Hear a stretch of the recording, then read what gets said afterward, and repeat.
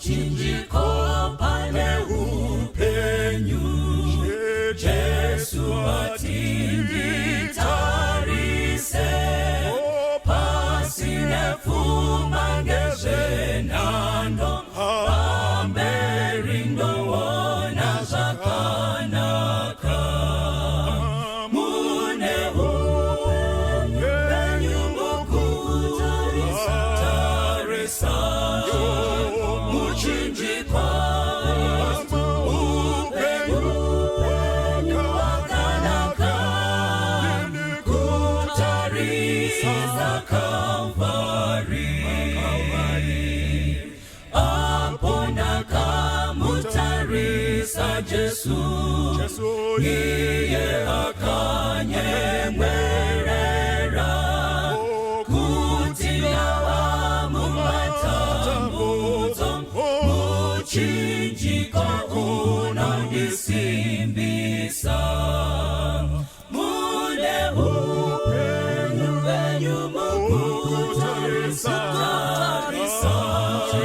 muchinjiko Kristu, upenyu hwakanaka, kutarisa Kalvari. Ndinozotarisa muchinjiko, ndosimbira muchinjiko, hakuna anozoputsika, panosimbira simba redenga. Mune upenyu mukutarisa, muchinjiko upenyu hwakanaka, kutarisa Kalvari. Mune upenyu mukutarisa, muchinjiko upenyu hwakanaka, kutarisa Kalvari. Upenyu hwakanaka, kutarisa Kalvari. Upenyu hwakanaka, kutarisa Kalvari. Kwanziso kwamuri mose vadiwa hama neshamwari, tinotenda Jehovha nechipo cheupenyu. Mukati mezuva ranhasi tichadzidza kubva mukati meshoko raJehovha pamusoro wenyaya wekuti chiedza cheupenyu. Panguva ndakagara munyika yeAsia kwemakore andakanga ndiriko, ndakaziva nyika zhinji dzandisati ndambonzwa nezvadzo. Nyika dzakaita sana Nauru, nyika dzakaita sana Vanuatu, nyika dzakaita sana Kiribati nedzimwe dzakadaro dzakawanda. Ndandisandambonzwa kuti kune nyika dzakadaro pasi pano, kusvikira ndasangana nevamwe vaiti ini ndinobva kuKiribati, ini ndinobva kuNauru, ini ndinobva kuGuadalupe nenyika dzakadaro. Ndikati nyika idzi dziri kupi mukati mepasi rino? Which continent? Vakati sorry, we don't come from a continent, we come from Oceania. Tinobva munyanza, hatibvi munyika. Tinobva mumvura. Ndakaenda kunotsvaka pamepu, kwakutoona kuti unotoda mepu dzakasimba kuti ukwanise kuona nyika dzakaita seidzodzidzi dzatiri kutaura. Inyika diki zvakadaro dziri mukatikati mePacific Ocean. Pacific Ocean is the largest ocean in the world. Saka dziri mukatikati, turi tunyika tudiki diki twakadaro. Mubvunzo wandakazoita ndewekuti ko ivo vanhu vakaenda kunogara, kunotema makombo munyika dzakadai, patutsuwa twakadai, vakasvika sei patunzvimbo twakadai tudiki twakadai? Mukukurukura nevamwe vavo, ndopandaizonzwa vamwe vacho vachitaura kuti mungano dzinotaurwa kana kuti mune zvinotaurwa munyika dzavo idzodzo, vazhinji vavo vane kutenda kwekuti vakabva nechekueast africa kunana Tanganyika. Vanotenda kuti ndokwavakabva nako. Madzitateguru avo akapinda nemukati menyanza vaine magwa kusvikira vasvika kututsuwa itoto. Munoziva kufamba kwekare kwaiitwa kusati kwava nemaGPS, kusati kwava nezvimwe zvinoshandiswa mazuva ano kutungamirira. Vaifamba nzendo refu vachifamba mumakwenga kana kuti vaifamba mukati menyanza vaishandisa nyeredzi kuti dzivatungamirire vasvike kwavanoenda. Muchaona kuti kana munhu ari kufamba mukati megungwa kana kuti vachikwasva chikepe ngarava mukati megungwa, hapana chimwe cheungatarise chekuti tapfuura churu chekwakati, tapfuura chikomo, tapfuura pamhukutu. Inongori mvura. Hapana chaungatarise chokuti ungati landmark inogona kukubetsera kuti uone kuti ndaapapi. Bedzi chingatariswe vaitotarisa nyeredzi mudenga. Voziva kuti kana takatarisa Southern Cross zvinoreva kuti isusu tiri kuenda takananga nepapo. Kana takatarisa Orion isu tiri kuenda takadai. Kana takatarisa Sirius kana Aldebaran kana Betelgeuse kana Sirius kana Pollux nedzimwe nyeredzi dzakadaro mukati medenga, ndo dzaivapa direction yekuziva kwavakananga.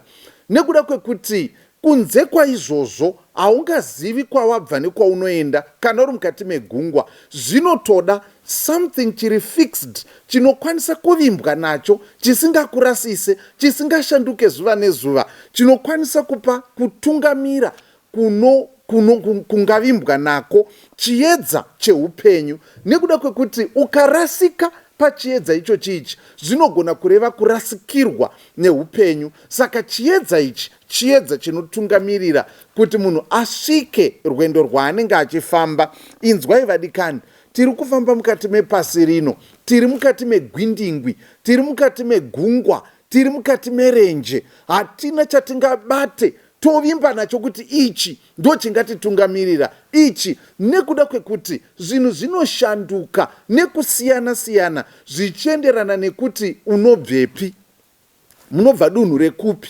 Semuenzaniso ndichitaura neshamwari dzangu dzakati wandei vanobva muzvitsuwa zvimwe zvandataura izvi nekunyika dzakaita sekunana Fiji, kuti munhu anzi akapfeka zvakatsiga zvinoremekedzwa semufundisi anenge ari kutaura shoko raMwari sezvandiri kuita. Unenge uine of course bhachi rako, sheti yako, tai yako, asi kunoku unenge wakapfeka skirt, yavanoshandisa. Ndo zvinoratidza kuti waremekedza Mwari. Kana ukatopfeka yatingati western seyandakapfeka iyi uine trouser, zvinoita sekunge Mwari kutenda kwako hakusati kwanyatsa kusvika. Saka asi chisketi ichi chavanoti sulu ndo chinoratidza kuti zvedi unonamata zvakaperera, unokudza Mwari. Saka asi ndikauya nesulu kunoku vanhu vanoti hezo tionerewo zvakuitika panapa. Saka muri kuona here kuti kusiyana kwenzvimbo ndo zvatiri kutaura kuti pane zvimwe zvinogona kutenderwa kudunhu rekwanhingi, asi kune rimwe dunhu zvonzi makuna kuno hakuitwe zvakadaro. Zvimwe zvinhu zvinogona kutoti mudunhu rimwe chete iroro pasi chigare zvaisigamuchirwa, asi nhasi hazvichagamuchirwi. Saka there are differences both in space and time, spatial and temporal differences. Pane zvinosiyana zvichienderana nekuti waenda kupi, pane zvinosiyana zvichienderana nekuti ndirini, inguvai, makore api atiri kutaura nezvawo. Saka muchaona kuti hatina chatingavimbe nacho, chatingamire nacho kuti ichi ndo chinotitungamirira kunze kwekunge tamira bedzi neshoko raMwari. Ndokusaka mapisarema 119 vhesi 105 ichiti, shoko renyu ndiwo mwenje wetsoka dzangu nechiedza panzira dzangu. Shoko raJehovha ndo mwenje wetsoka dzedu, uye ndo chiedza munzira dzatingafamba. Hakuna zvechimwe chatingavimbe nacho chingava nhungamiri yatingavimbe nayo, nhungamiri yeupenyu. Hauna imwe nhungamiri mudikani kunze kweshoko raJehovha rakapiwa kwauri nekwandiri, kuti rititungamire, ritivhenekere, ritiperekedze kusvikira tichinopinda mukati memazambara. Shoko raMwari harisi shoko romufundisi, harisi shoko rekereke, harisi shoko rabhishopi. Ishoko raJehovha, ishoko risingashanduki, sezvatinoona mukati mebhuku raIsaiah chapter 40 verse number 7 neverse number 8. Inotitaurira pamusoro pekukosha kunoita shoko raJehovha mukati mekurarama kwedu. 40 verse number 7 neverse number 8 yotaura panapa ichiti, uswa hunooma, ruva rinosvava, nokuti mweya waJehovha unofurudzira pamusoro pazvo. Zvirokwazvo vanhu uswa hunooma, ruva rinosvava, asi shoko raMwari wedu richagara nokusingaperi.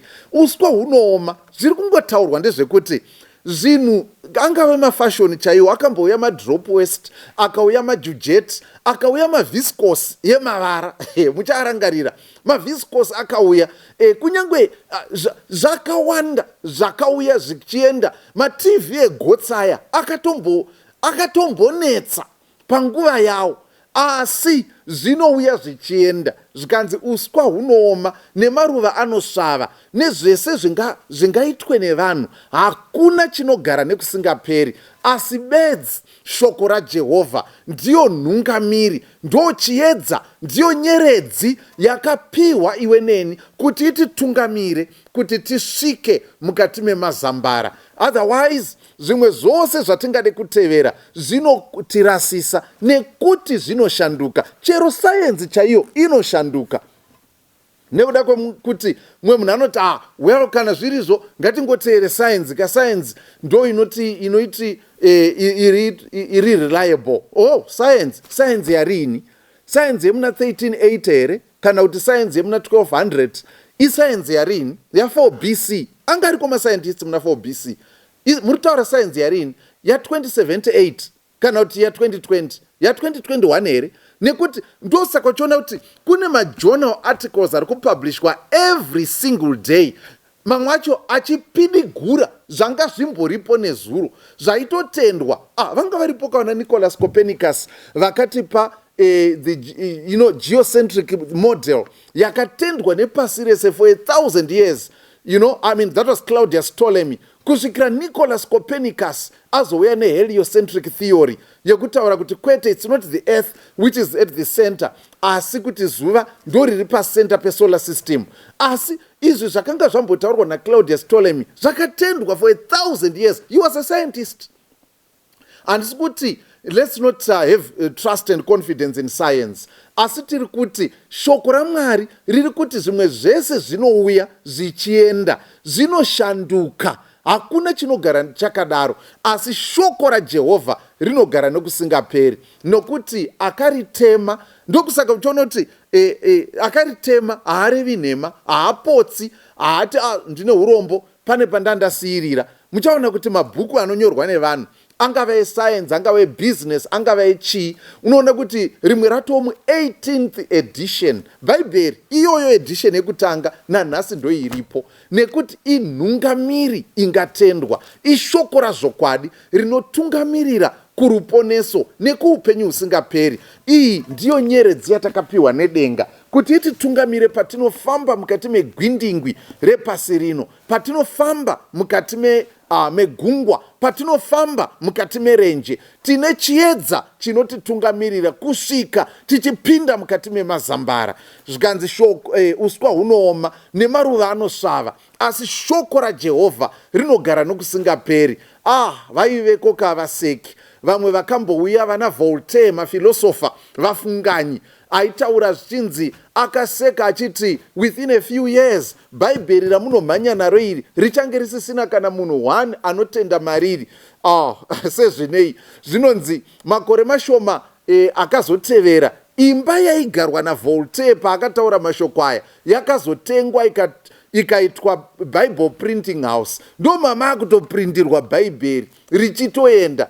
Uswa hungaoma nemaruva angasvava, asi shoko raMwari rinogara nokusingaperi. Chiedza chawakapiwa mudikani, chandakapiwa, chiedza chatakapiwa nedenga, kuvheneka nekutungamira. Shoko renyu ndo mwenje wetsoka dzangu nechiedza mukati menzira dzangu. Tisafamba setinofamba murima, asi tifambe mukati mechiedza cheshoko raMwari. Vadikani, hongu, umambo nemadzimambo zvinouya zvichienda, asi shoko rakapiwa naJehovha rinogara nokusingaperi. Bhaibheri ibhuku rinoshamisa zvikuru. In fact, Bhaibheri harizi bhuku, Bhaibheri ilibrary, muunganidzwa wemabhuku.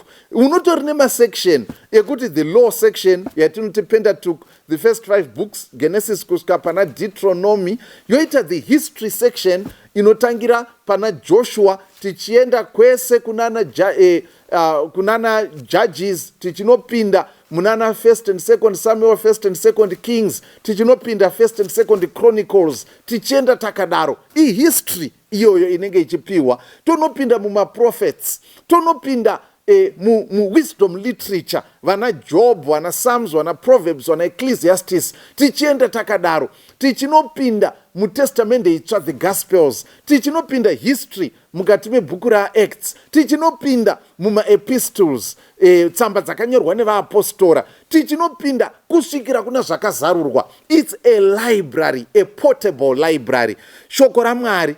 Uye Bhaibheri rinotiisirawo pachena kuti hachizingori chinyorwa, asi kuti ishoko rakavepo kuburikidza nekufemera kwaMwari. Inzwa izvi zvinotaurwa neshoko raMwari. 2 Timothy wechipiri chapter 3 verse number 16. Rugwaro rwose rwakafemerwa naMwari runobatsira pakudzidzisa, nokurayira, nokururamisa, nokuranga kuri mukururama, kuti munhu waMwari akwane, agadzirirwe kwazvo mabasa ose akanaka. Shoko raMwari, Bhaibheri iri, rakafemerwa naMwari. Hadzizingori pfungwa dzevanhu vakangogara pasi pemuonde kana pasi pemutsubvu kana mutohwe vakati ngati toita sei nhasi ngatimbonyora Bhaibheri. Kwete, hazvina kubva mududziro dzavo dzekududzira zvaiitika in politics and in the world around them and trying to guess what is going to come next. Asi kuti ndiMwari vakava nechitsvare chekuti vazvizivise kwatiri, vakatsvaka vavakashandisa kuti vavape pfungwa dzakazonyorwa kuti tive neBhaibheri. Inzwa, zvanzi Bhaibheri mwenje wetsoka dzedu nechiedza panzira dzedu. Inzwa zvichidudzirwa, pfungwa iyo ichidzumbunurwa muvhesi rataverenga. Inoti panapa, rugwaro rwose rwakafemerwa naMwari runobatsira pakudzidzisa. Kana chinzi pakudzidzisa, zvinoreva kuti pane zvimwe zvinhu zvausingazive iwewe, zvandisingatozivi, zvaunotodzidziswa neshoko raMwari. Zvinonzi kuziva mbuya huudzwa. Pane zvimwe zvinhu zvokuti unotozoti heya, kuti kudaro, ndanga ndisingazvizivi. Pane zvinhu zvatinotodzidziswa neBhaibheri. Zvinogona kunge zviri zvinhu zvatisati tambonzwa kana kuti zvakasiyana nezvatanga tichiziva.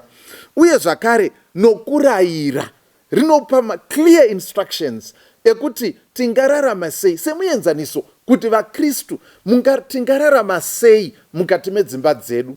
Munoziva kuti mukati medzimba kugara kwatinoita, kune vazhinji vanenge vachingofunga kuti imba inongomiswa nekuti uri kutenderera uchirova madziro uchiti nezita raJesu, nezita raJesu, mweya wedivorce, nezita raJesu, mweya wehupombwe, nezita raJesu, mweya wechi ngaubve pano, we bind, kunamata chinhu chinokoshesesa zvikuru pakutenda kwedu.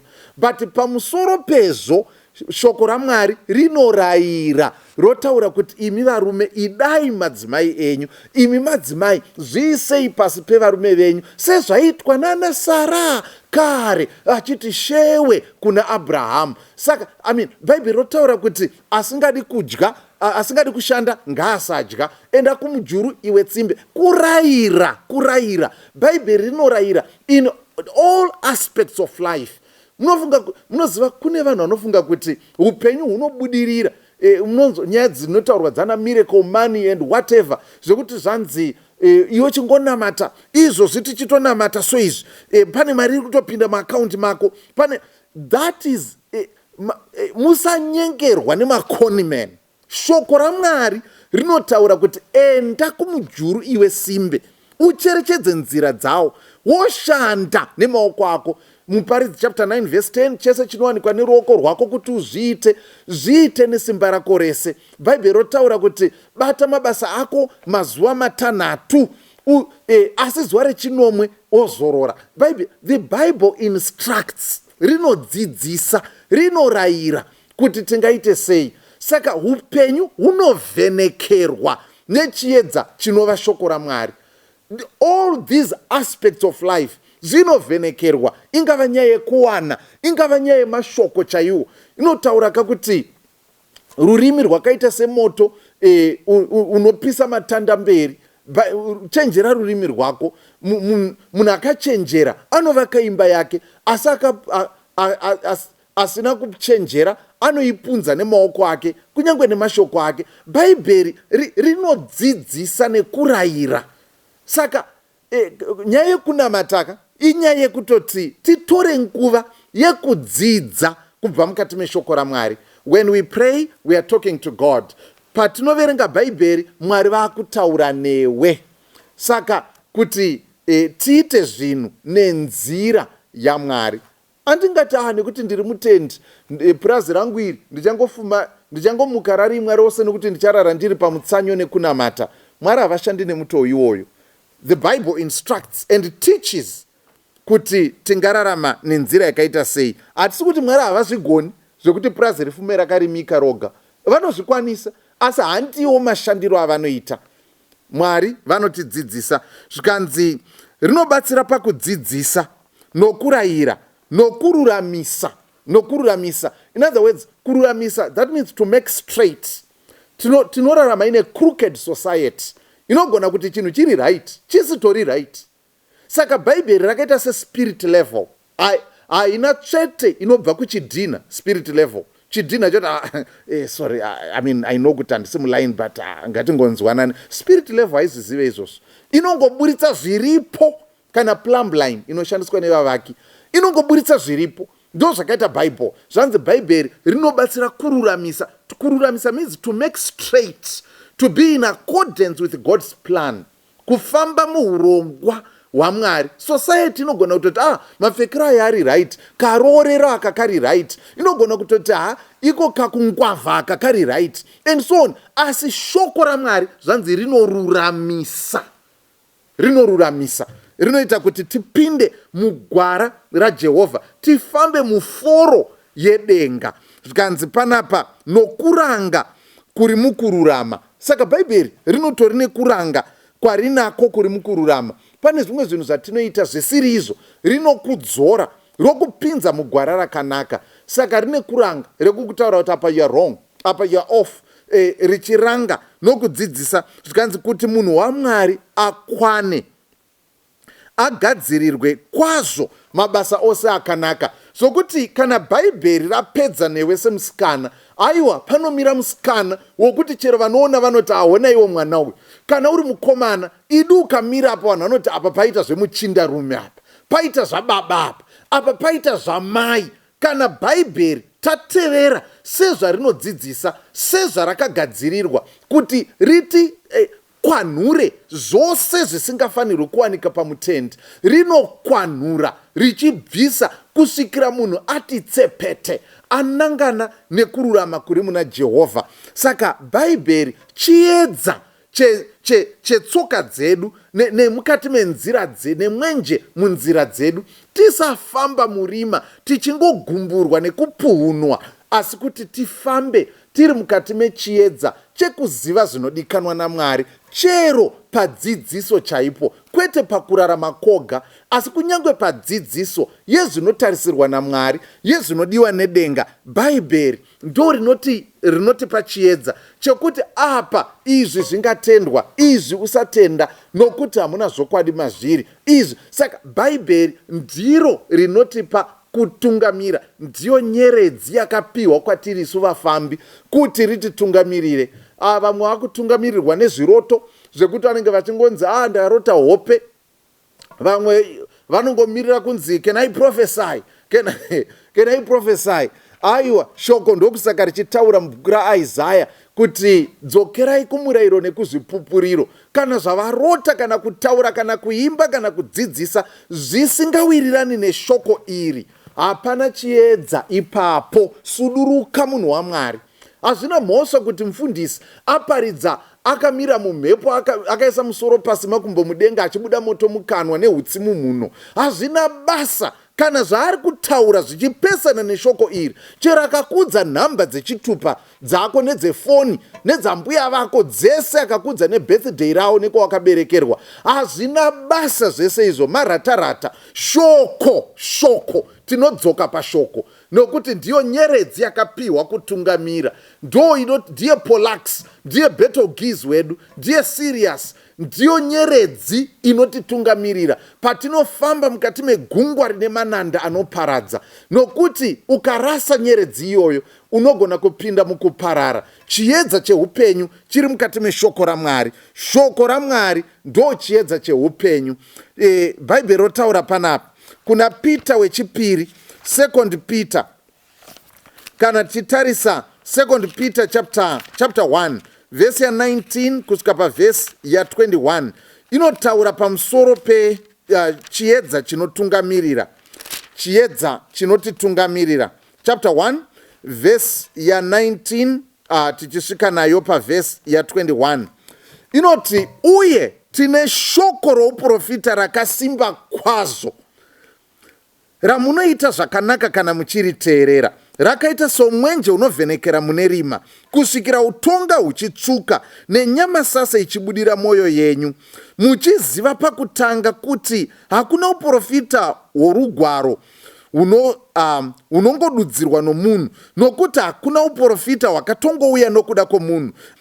Vanhu vaMwari vakataura vachimutswa noMweya Mutsvene. Zvikanzi tine shoko rakasimba kwazvo. Kana tapa Bhaibheri tine shoko rakasimba kwazvo reuprofita, zvichireva kuti ishoko raMwari, ramunoita zvakanaka kana muchiriteerera. You are doing well. Munoita zvakanaka kana muchiriverenga, muchiriteerera nekuita zvarinoreva. Zvikanzi munoita zvakanaka kana muchiriteerera nokuda kwokuti rakaita somwenje unovhenekera munzvimbo ine rima, kusvikira utonga huchitsvuka nenyama sasa ichibudira mwoyo yenyu. Pari kushandiswa zvirunga mutauro panapa. Zvikanzi nemagudzira mukanwa ari kushandiswa. Munoita zvakanaka kana muchiteerera shoko iri, nokuti rakaita somwenje unovheneka munzvimbo ine rima. Pasi rino rine rima panyaya yetsika namagariro, kuti togara upenyu hwakaita sei, toroorana varume nevarume here, madzimai achiroorawo mamwe madzimai, toita sei. Mupasi rino mune rima guru riri mukati mepasi, panyaya dzetsika namagariro, panyaya dzezvokudya chaizvo, panyaya dzezveutano, panyaya dzezvokunamata nokutenda, kune rima mukati mepasi rino. Semuenzaniso, ukada kutsvaka mhando dzemarubhabhatidzo aunowana mupasi rino, vamwe vanopwanyirwa mazai pamusoro, vamwe vanorohwa netsvimbo kudehenyurwa misoro yonzi wabhabhatidzwa, vamwe vanorakashwa nezvamboko misana kusvikira yajuja ropa vonzi wabhabhatidzwa, vamwe vanopfugamiswa pazvipikiri, vamwe vanonzi pindai nemumawiwi emoto, vamwe vanonzi. Pasi rino mune rima. Asi ukadzoka pabhuku yaJehovha yobva yakudza kuti kuna Ishe mumwe nokutenda kumwe norubhabhatidzo rumwe chete. Saka zvinoreva kuti shoko raMwari rinotidzosa pachiedza. Ndo chiedza. Pasi rino rine rima guru kwazvo. Zvikanzi shoko iri rakaita semwenje unovhenekera munzvimbo ine rima, uye kusvikira nyama sase ichibudira mwoyo yenyu. Nemamwe mazwi, patinotanga kuverenga shoko raMwari zvinotanga kujeka nekujeka. Ukaona nyama sase yaakubuda, zvinoreva kuti utonga hwotsvuka, zuva raakuda kubuda, rima rapfuura. Kunyange wanga uri wakaputirwa nerima and so on, ukaona nyama sase yauya, zvinoreva kuti zuva raakuda kusvika, raakuda kubuda, nekuda kwekuti nyama sase inobva well, let's not go into astronomy, asi regai tingoti inongokuudza kuti zuva, the sun is now very close, utonga hwotsuka, rima rapfuura, chiedza chauya. Saka bhaibheri rinoita kuti patinodzidza nekudzidza tinoramba tichijekerwa. Everything gets brighter and brighter and brighter until the perfect day. Kusvikira munhu wazoti heya ndazoinzwisisa manje nyaya iyi, nekuda kwekuti chiedza chinoramba chichivheneka kusvikira utonga uchitsuka nezuva richibuda mukati memwoyo yedu. Zvikanzi panapa kusvikira utonga uchitsuka nenyama sasa ichibudira mwoyo yenyu, muchiziva kuti shoko iri kairi harina kutongobva mupfungwa dzevanhu, mukuronga kwevanhu kuti ngatiite zvakati, asi kuti ndiMwari vakazviratidza kuburikidza nevanhu vavakasarudza kuti shoko ravo rizivikanwe kwatiri. Now bhaibheri rinoenderera pamberi richingotaura nenyaya yechiedza iyoyi. Shoko musoro wenyaya uri kuti chiedza cheupenyu, shoko raMwari chiedza chinokutungamira muupenyu mudikani, chiedza chinokosha chausingafaniri kurasikirwa nacho mukati meupenyu hwako. Robva rataura panapa John chapter 1 kubva pavhesi ya 1 inotaura pamusoro pechiedza, chiedza chakauya mukati menyika ino, chakaziviswa naJohani kune vose vakateerera kuparidza kwake. John chapter 1, pakutanga shoko rakanga riripo, shoko rakanga riri kuna Mwari, shoko rakanga riri Mwari, iro pakutanga rakanga riri kuna Mwari. Zvinhu zvose zvakaitwa naye, kunze kwake hakuna kuitwa kunyange chinhu chimwe chakaitwa. Upenyu hwaiva maari, upenyu hwaiva chiedza chevanhu. Upenyu, chiedza zviri kubatanidzwa panapa. Upenyu hwaiva chiedza chevanhu. Chiedza chinovhenekera murima, asi rima harina kugona kuchikunda. Kwakange kuno munhu akatumwa naMwari, zita rake rainzi Johani. Iye akauya kuzopupura kuti apupurire chiedza, kuti vose vatende naye. Uye akanga asati ari icho chiedza, asi akatumwa kuti apupurire chiedza. Ichi chaiva chiedza chechokwadi chinovhenekera munhu mumwe nomumwe pakusvika kwake panyika. Akanga ari panyika, asi nyika haina kumuziva. Zvikanzi panapa kutanga shoko rakanga ririko, shoko rakanga riri kuna Mwari, shoko iri raitova Mwari. Zvikanzi ndiye akaita zvinhu zvose. Zvikanzi shoko iri rakaziviswa kuuya kwaro naJohani. Iye Johani anga asiri chiedza chaizouya, asi kuti akataura kuti pane chiedza chinouya. Zvikanzi chiedza icho chichi ndo chiedza chinovhenekera munhu wese anozvarwa pano panyika. Nemamwe mazwi tinotozvarwa tiri murima. Iwe wakatozvarwa uri murima, neni ndakazvarwa ndiri murima, tinozvarwa tiri murima. Asi kana tagamuchira chiedza ichi, munova nekupenya mukati memwoyo yedu, munova nekujeka mukati meupenyu hwedu, munova nekujeka mukati memafungiro, munova nekujeka mukati memabasa atinoita, matauriro, zvose zvatinoita zvinova nechiedza, chiedza cheupenyu. Saka nemamwe mazwi, pamwoyo, pamwongo webhaibheri pana Jesu Kristu, anova ndiye chiedza chenyika chinovhenekera. Kana paine chiedza mubhaibheri, kuburikidza nekuti bhaibheri rinoti nongedzera pana Kristu. Kristu ndiye chiedza chenyika chinovhenekera mukati memunhu mumwe nemumwe anogamuchira chiedza ichochi mukati meupenyu hwake. Ungava mukomana kana musikana, muri baba kana mai, mungava makapfuma kana kuti musina henyu zvakawanda, kudzidza kana kusadzidza, asi mudikani shoko rinoisa pachena. Kana wamugamuchira Jesu, munova nechiedza mukati meupenyu hwako. Ndokusaka vamwe vakaimba vakati kwaedza mumwoyo mangu, Jesu ndiye zuva rangu, kwaedza mukati meupenyu hwangu. Nokuti munhu uyu ari kupembera chiedza, abviswa mukati merima raanga achirarama mariri, abviswa mukati meusiku hwaanga achifamba mukati mawo, ava mukati mechiedza chemangwanani, chiedza chinounzwa naKristu Jesu. Vadikani, ravirai zvenyu kani muone kuti Jehovha wakanaka sei. Kana Jehovha vari mukati meupenyu hwemunhu, kana Jehovha vari mukati memusha, varivo vanotungamira mukati memusha, musha unoendeka, vanhu vanonzwanana, hongu kupesana kunogona kuitika, asi vanhu vanogadzirisana murudo, muumwe chete, vachifamba pamwe chete. Vadikani, zvanzi kwaedza mumwoyo mangu, Jesu ndiye zuva rangu. Bhaibheri, it's not a book about facts, it's a book about somebody, and that somebody is Jesus, who can make a nobody to be a somebody. Jesu ndiye chiedza, ndiye mutungamiri. Zvikanzi panapa, Jesu pache zvake, John chapter 8 verse ya 12, anobva ataura pamusoro penyaya imwe chete. 8 verse ya 12 yebhuku raJohani anoti panapa, zvino Jesu akataurazve akati, ndini chiedza chenyika, anonditevera haangatongofambi murima, asi achava nechiedza choupenyu. Musoro weshoko uri kuti chiedza choupenyu.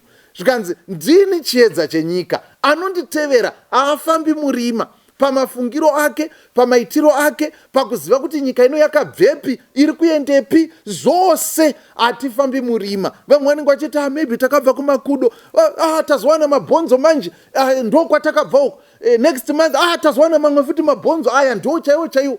The following tazowana futi mamwe mabhonzo, apa ndo chaiko kwatakabva, tazowana kubva kuold Vaigoji tichienda all the way kusvika kunana Indonesia, chingonzi tazowana chaiwo chaiwo manje. Kufamba murima. Asi kana tine shoko rinongotaura kuti pakutanga Mwari wakasika denga nenyika, nyika yakanga isina kugadzirwa, isina chinhu, raiva rima zvaro. Mwari ndokuti ngakuve nechiedza, chiedza chikavepo. Shoko rinotitaurira hatichafambi murima, taakufamba muchiedza cheshoko raMwari, kwete fungidziro, tiine kahadziko nemhokano mukati mepfungwa, kwete. Rinotiita kuti tive nedirection iri clear mukati mekurarama kwatinoita.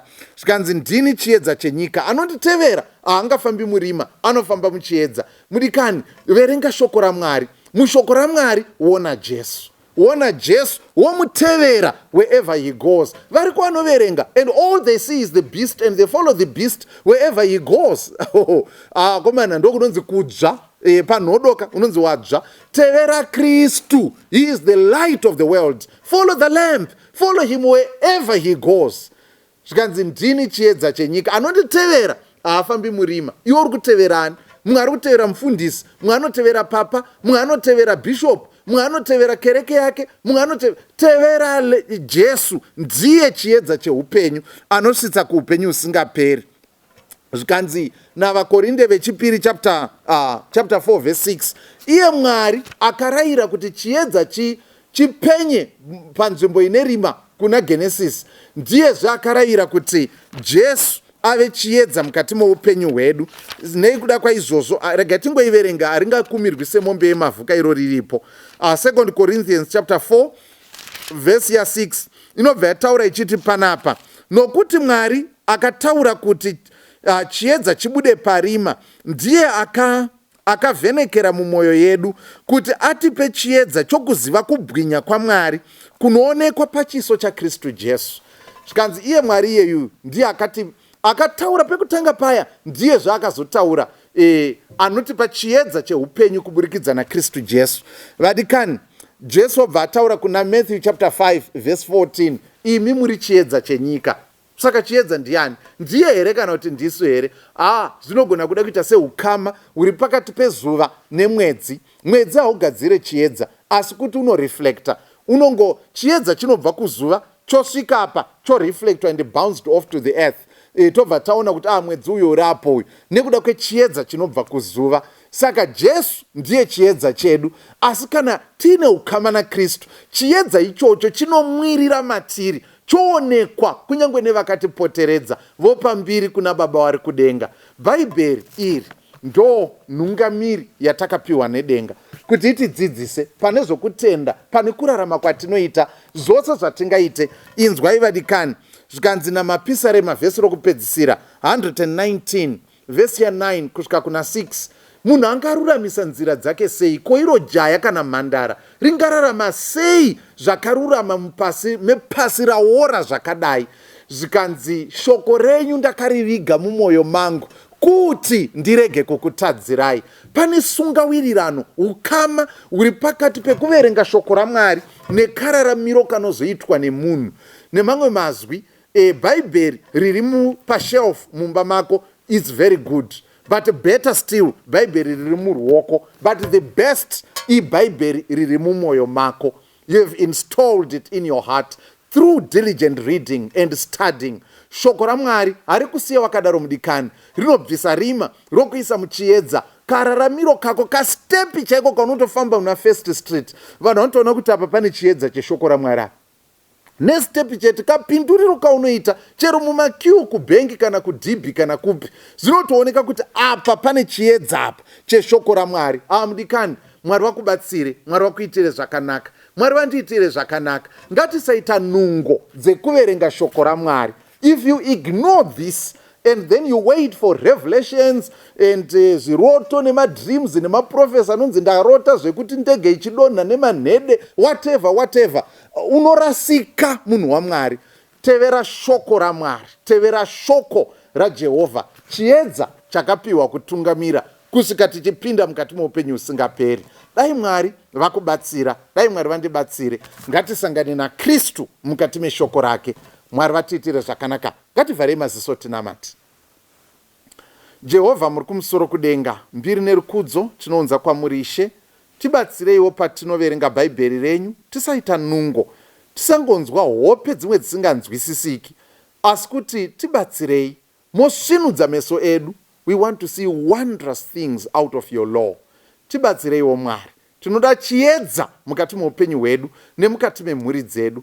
Mbiri nekukudzwa zvigounzwa kwamuri, nesu tichishandurwa mafungiro namararamiro edu kuburikidza nechiedza cheshoko renyu anova iye Jesu Kristu. Tanamata nokusingaperi muzita renyu rinogara nokusingaperi. Amen. Kuti tenzi anoridza tsuri yekugumayo, apo nguva yepasi yaperawo, kuti vakanaka vese vanounganidzwapo, mazita anodaidzwa ndiripo, mazita anodaidzwa, mazita anodaidzwa, mazita anodaidzwa, anodaidzwa kudenga ndiripo. Hamusiwo vanomuka vakafa kuna Kristu, vanoona miri huru yakewo, apo vasarudzwi vanosangana kumushako, mazita anodaidzwa ndiripo, mazita anodaidzwa, mazita anodaidzwa, mazita anodaidzwa, anodaidzwa kudenga ndiripo.